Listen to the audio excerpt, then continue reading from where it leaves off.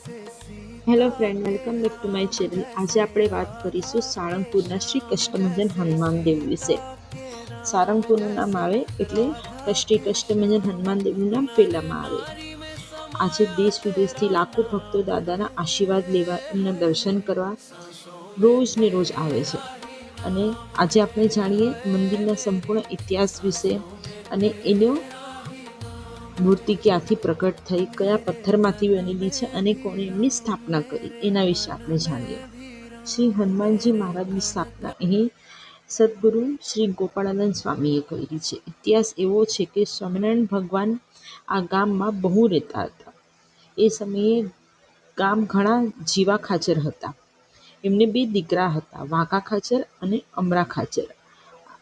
આ સમાજના નિયમ પ્રમાણે જેણે જીવન જીવવું પડે એણે મરવું પણ પડે છે। એવી જ રીતે જીવા ખાચર ધામમાં જતા રહ્યા।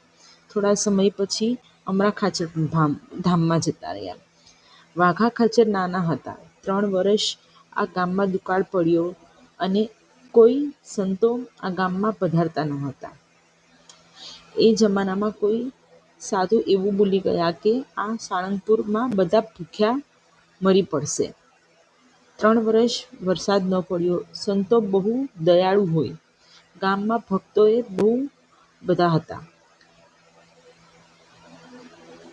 પછી એવું બન્યું કે બાજુના બોટાદ ગામમાં ગોપાળાનંદ સ્વામી પધાર્યા હતા। વાઘા ખાચર સ્વામીના પાક્કા સેવક હતા। વાઘા ખાચર ગામના 5-10 આગેવાનોને લઈને બોટાદ ગયા। બોટાદ જઈને સ્વામિનારાયણના ચરણમાં માથું મૂકીને રડવા લાગ્યા।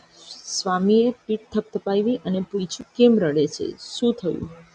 ત્યારે વાઘા ખાચરે કહ્યું, ગુરુ, 2 દુષ્કાળ પડ્યા, વરસાદ આવતો નથી, સંતો આવતા નથી। રડતા રડતા વાઘા ખાચરે એટલું કહ્યું કે સ્વામી, અમે ભૂખ્યા રહીએ છીએ, પરંતુ સાધુ વગર ન રહી શકીએ। અમે અમારા શસ્ત્રો વેચી નાખીશું, પરંતુ સાધુને ભૂખ્યા નહીં રહેવા દઈએ। અમારા ગામમાં કૃપા કરો અને તમે પધારો। ભગવાન હતા ત્યારે સંતો બહુ આવતા હતા, હવે સંતો કોઈ આવતું નથી, અમે બહુ દુઃખી છીએ। ગોપાળાનંદ સ્વામીએ બધા વાઘા ખાચરની પીઠ પર થપ્પો મારીને કહ્યું, જા વાઘા, હું પાછળ પાછળ આવું છું। એ સમયે બોટાદમાં કાનો કળિયો હતો। આ કાનો કળિયો નાના નાના મકાનો બનાવતો હતો। એ કળિયા અને 5 સંતોને લઈ ગોપાળાનંદ સ્વામીને લઈ સાળંગપુરમાં આવ્યા। વિક્રમ સંવત 1940ની આ વાત છે। સ્વામી અહીં આવ્યા, આખા ગામમાં ફરતે સ્વામીએ પ્રદક્ષિણા